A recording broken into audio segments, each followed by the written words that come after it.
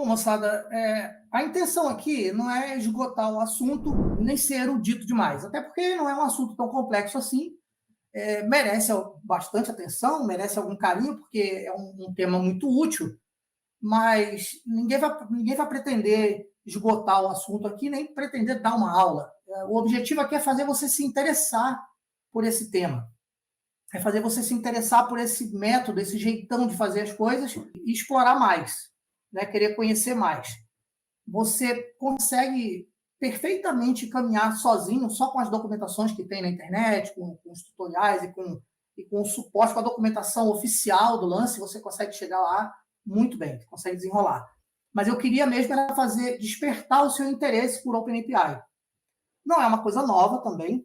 Aliás, a gente não sabe mais o que é novo, né? O conceito de novo está virado de cabeça para baixo, e o conceito de recente também.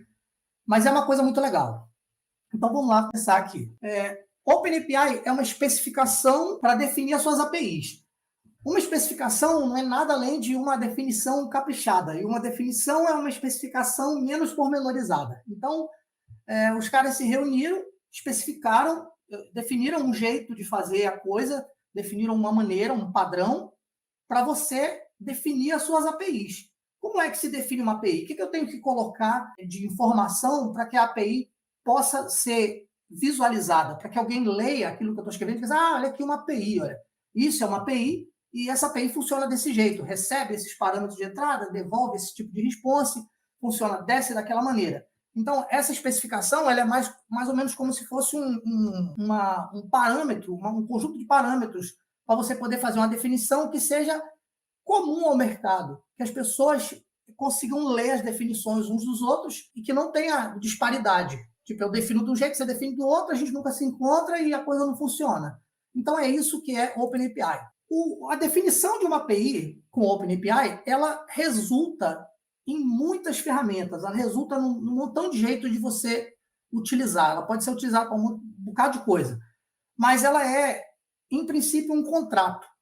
E um contrato é aquele shake hands lá, né? Aquele aperto de mão entre partes que dizem, olha, é assim, e o outro está, tudo bem, eu sei que é assim, eu concordo que seja dessa maneira, e vamos partir daqui para diante. Você sabe que contratos não se quebram toda hora, né? A gente pode reformular um contrato, incluir uma cláusulazinha, mudar um pouco, mas você não pode ficar mudando as regras do jogo o tempo todo.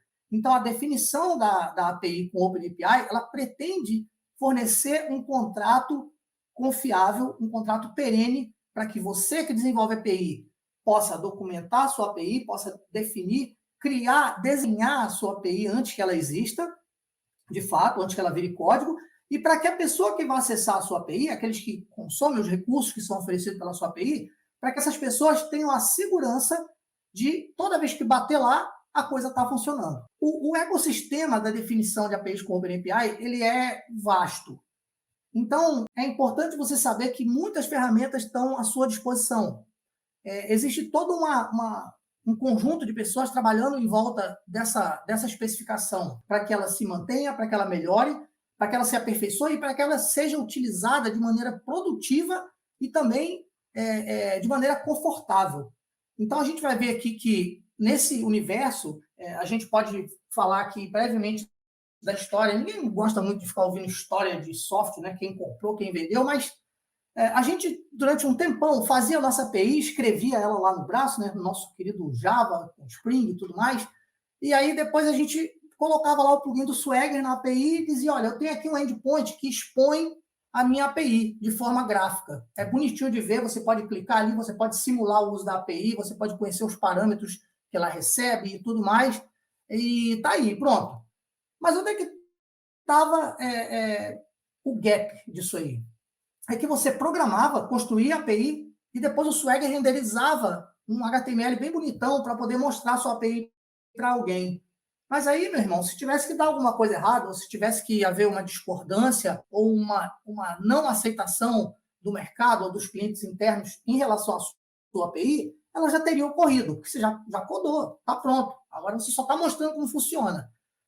Hoje, comumente, a gente define a API, né? OpenAPI Specification, você define a API primeiro, uma prática de mercado, agora as pessoas estão fazendo isso, ainda bem, né? Através de um documento, é uma especificação, OpenAPI, um arquivozão, preferencialmente YAML, né? Mas pode ser também JSON. E aí a sua API nasce a partir dali. Você pode ler aquele arquivo e implementar a sua API, você pode usar ferramentas que façam isso para você, e você pode principalmente submeter esse arquivo a rotinas que avaliam a maneira como a sua API vai ser feita. O Swagger pegou essa especificação e entregou para uma galera, que é a OpenAPI Initiative, que hoje faz a manutenção do OpenAPI, do padrão OpenAPI, e esses caras, então, mantêm essa especificação viva, funcionando.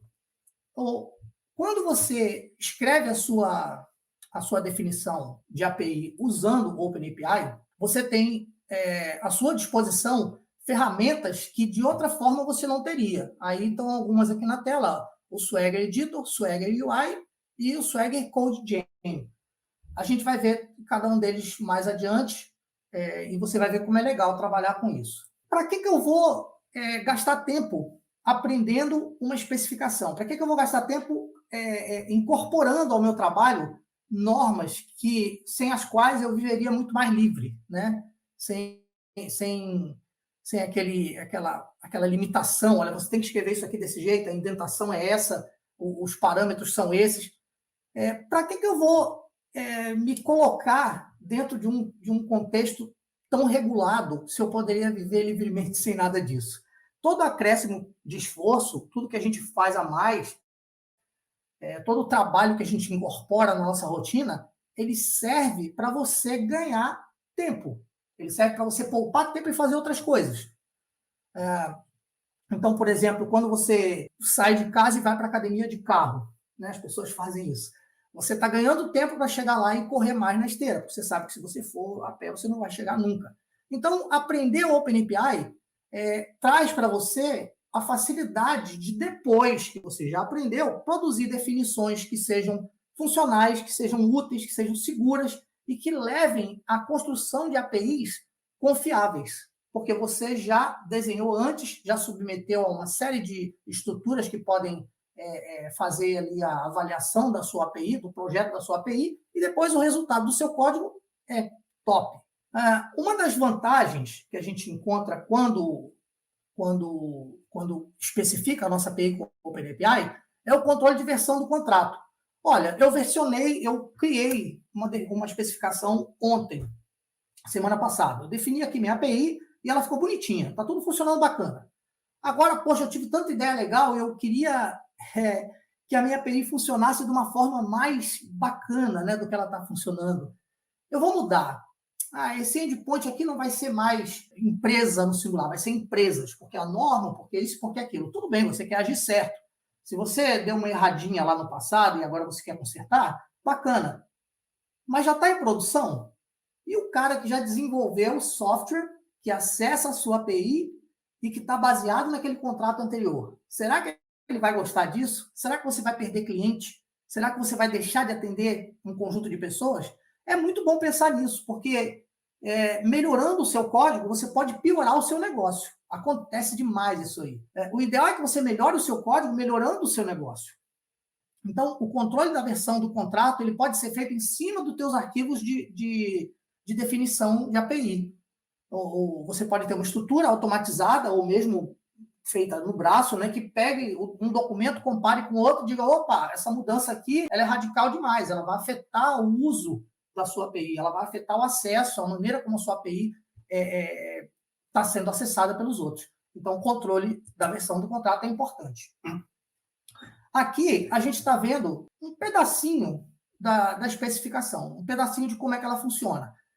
Quando você monta um arquivo YAML para definir a sua API, ele é uma especificação, esse primeiro quadradinho que está aqui, e ela tem ali informações que são básicas, são da raiz do negócio, são o cerne do negócio. A versão da sua API, informações e os paths. Os paths são os caminhos que vão levar até os recursos que a sua API oferece.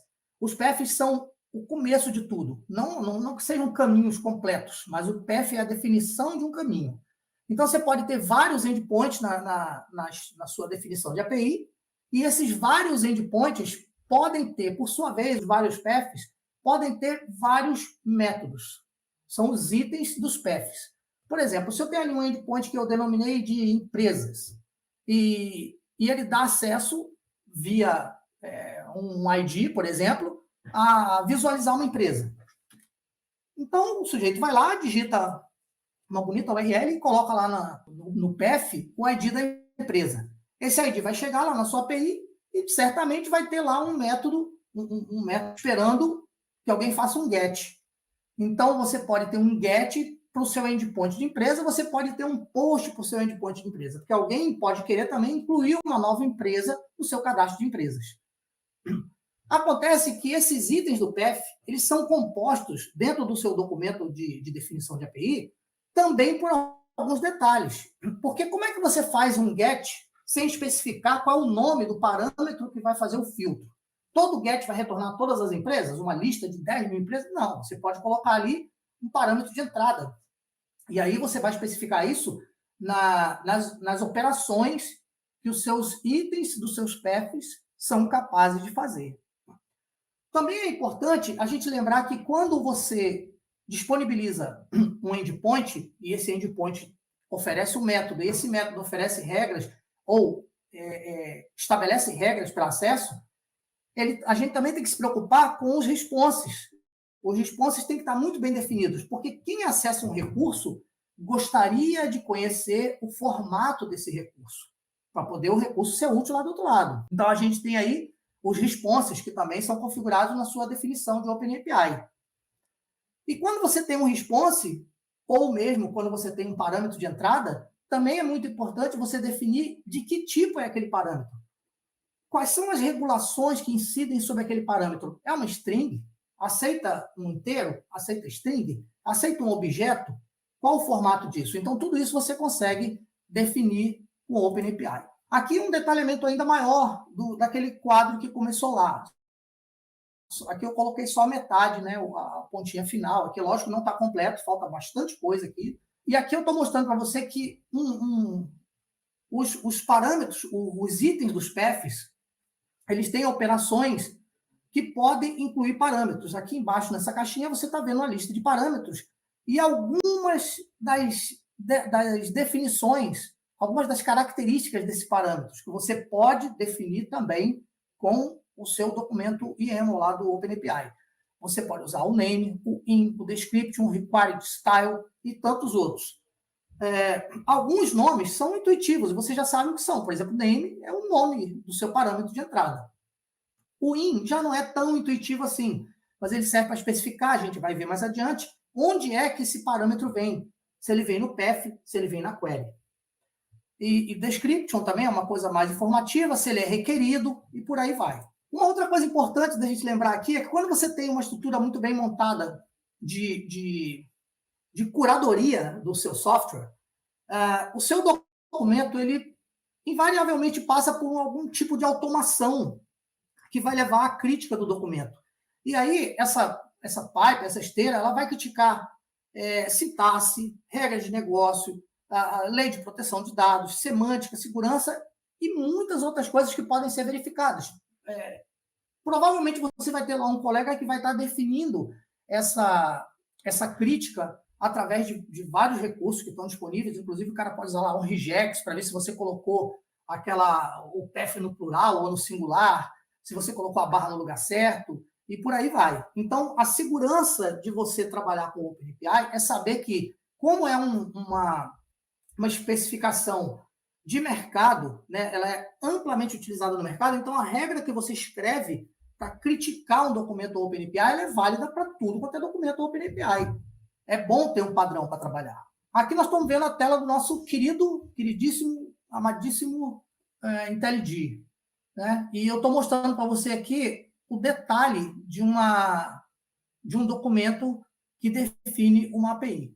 A gente está vendo essa partezinha de cima aqui, informa qual é a versão do OpenAPI que você está usando.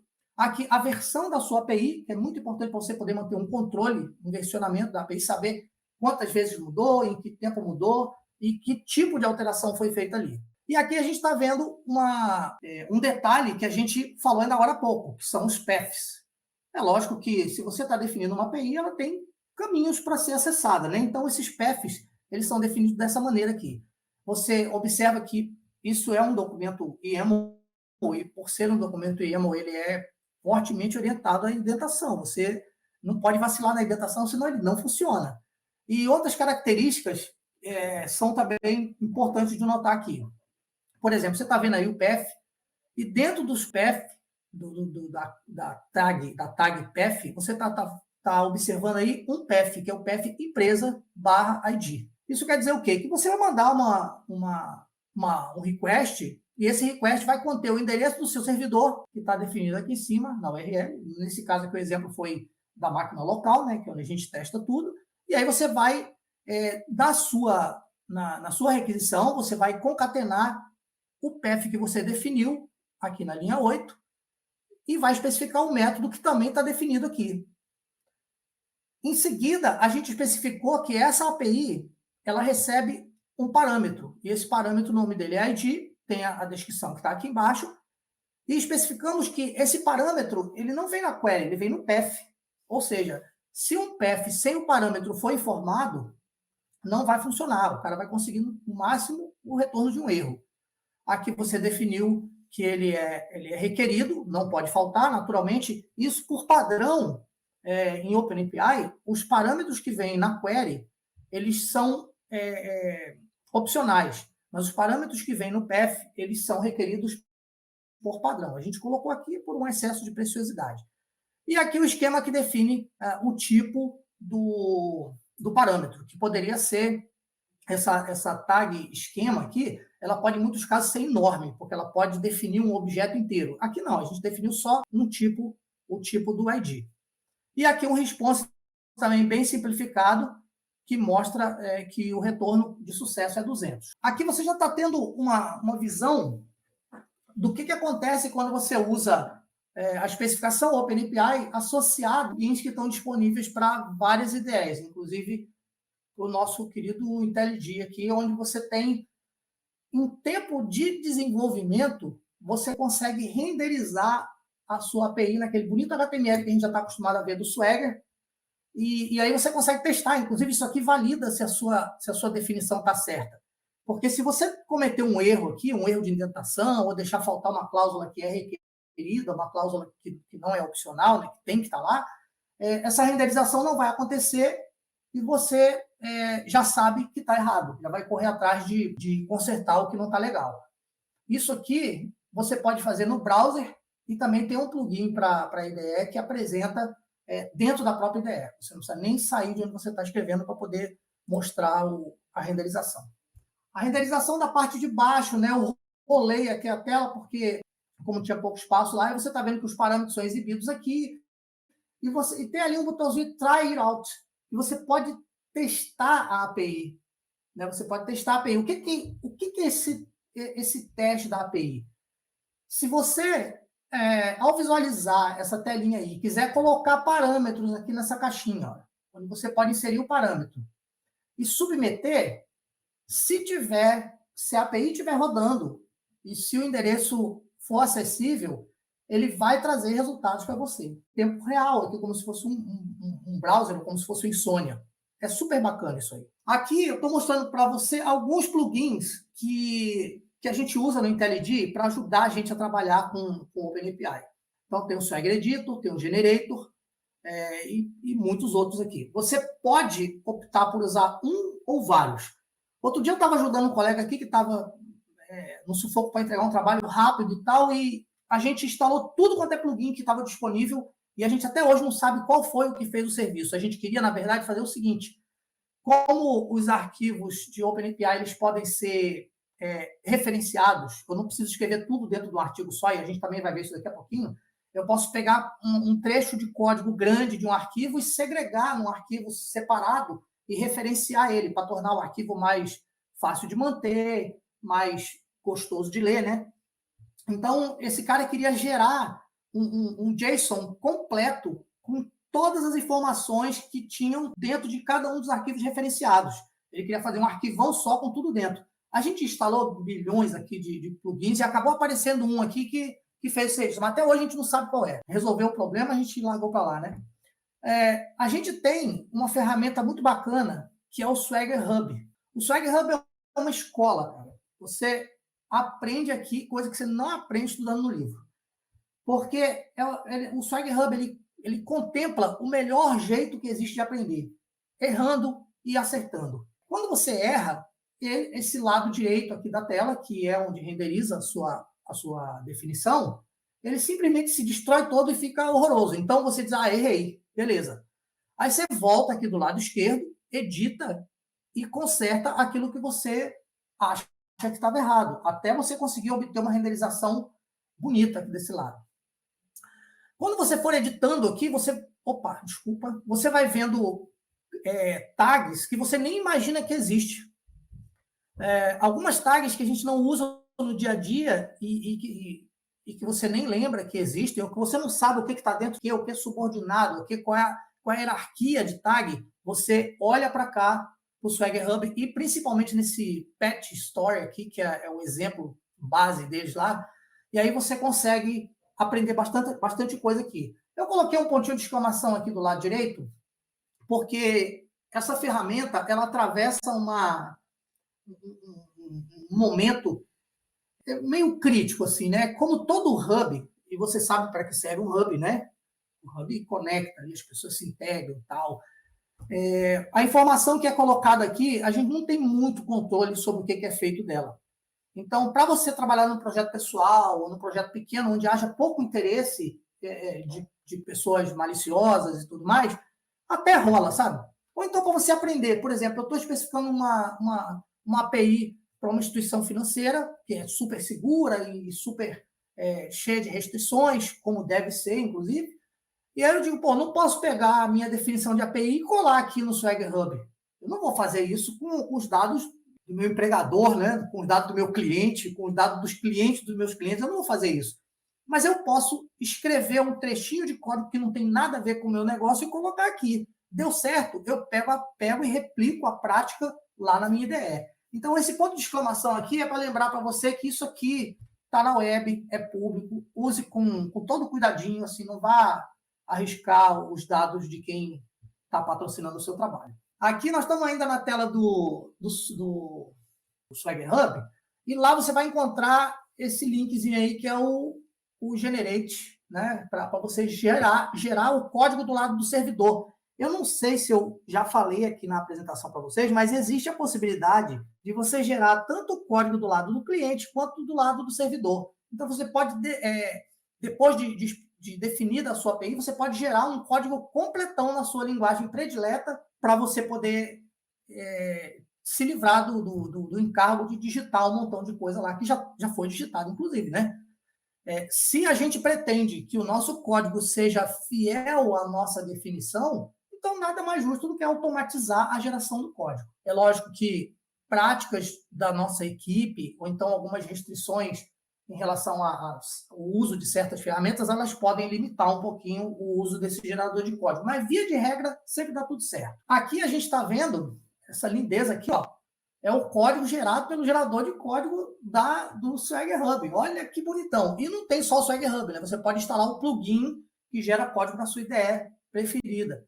Então, você está vendo aí, ó, métodos escritos, bonitinho. Aqui eu coloquei esse quadradinho vermelho aqui em volta de um método, para você ver que ele faz as annotations que são necessárias.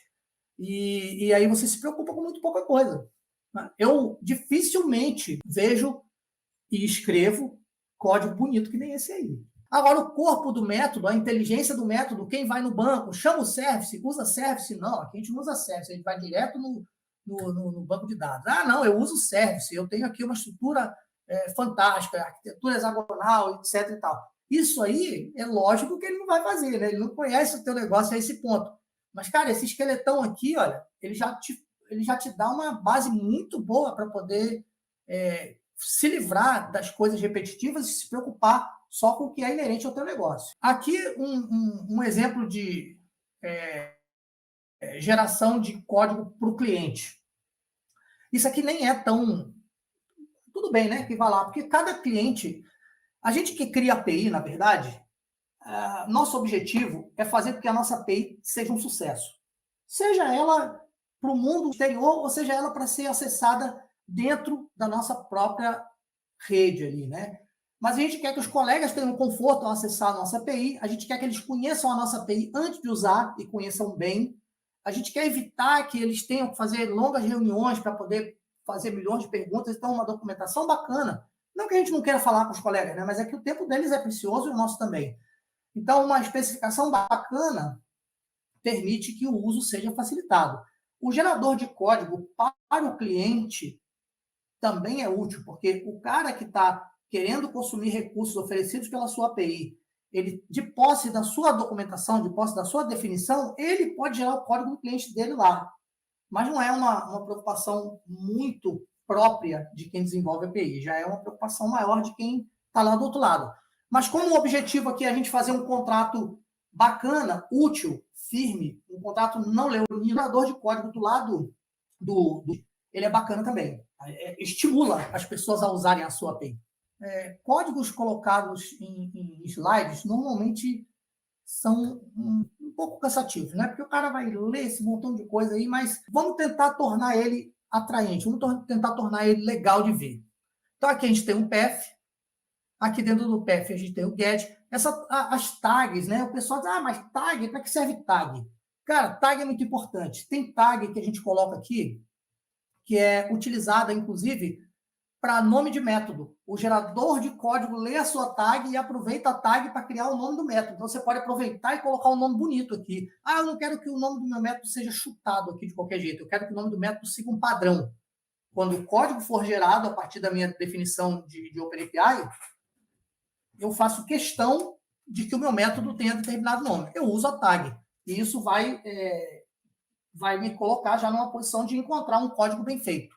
Aqui tem os parâmetros, olha aqui, e são, nesse caso aqui, são alguns parâmetros, ó.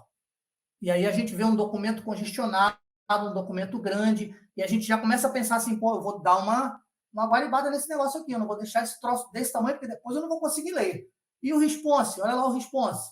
Tem aqui o duzentão, que todo mundo espera com felicidade, né? Tem aqui a definição de um JSON. E aí o esquema do JSON é um esquema mais complexo, porque são vários elementos que vêm lá dentro, alguns dados, e os dados têm os seus tipos, e alguns tipos podem ser numerations, podem ser arrays. Então, isso tudo vai crescendo, e a gente vai se enrolando um pouquinho. Olha lá, a gente colocou aqui umas chaves para separar algumas partes do código. Então, lá em cima, aquela parte comum, que diz respeito a toda a sua API. Aqui, uma parte que diz respeito ao seu path especificamente, os parâmetros. Aqui, o response do seu path, que está aqui em cima. E os exemplos, que também são importantes, né? Você colocar um exemplo bonitão lá para o cara dizer assim, é assim que vem, é desse jeito aqui. Agora, aqui a gente viu o seguinte, olha. Eu peguei partes daquele arquivo e segreguei em outros. Então, por exemplo, o exemplo de saída. Eu coloquei um exemplo de saída dentro de um arquivo externo e esse arquivo vai ser referenciado lá dentro do outro. Aqui eu coloquei um outro arquivo com os parâmetros. E aqui, finalmente, um arquivo com o response. E esse response, ele pode ser complexo do jeito que for, mas ele vai estar guardadinho dentro de um arquivo separado aqui para tirar a complexidade daquele outro arquivo grandão que está lá. E agora, olha aí como é que ficou. O meu arquivo grandão, ele ficou com referências àqueles arquivos lá de fora. E a gente pode fazer isso de duas maneiras. Você pode referenciar, como a gente diz aqui, na tora, ou seja, você vem aqui, escreve o endereço do arquivo e ele vai buscar lá na pasta onde ele estiver, ou você pode fazer um esquema parecido com aquelas âncoras que a gente usa em HTML. Né? Você coloca o nomezinho da âncora aqui e você especifica dentro do próprio arquivão, lá embaixo você coloca components, e aí você separa bonitinho em parâmetros, separa em responses e exemplos, e aí sim, aqui você coloca o nome pelo qual você quer reconhecer essa referência, olha aqui, ó, ID empresa, ID empresa. Então, você vê que está o caminho completão aqui para a sua âncora, vamos chamar de âncora. Components, Parameters, ID empresa. Então, Components, Parameters, ID empresa, e aí você tem o parâmetro ID empresa que está segregado no arquivo do lado de fora do teu do teu arquivo grandão. Gente, o nosso tempo chegou ao fim. Eu espero que vocês tenham gostado e espero que vocês busquem por mais conteúdo através dos nossos artigos, dos nossos vídeos, ou então aí pelo mundo da web.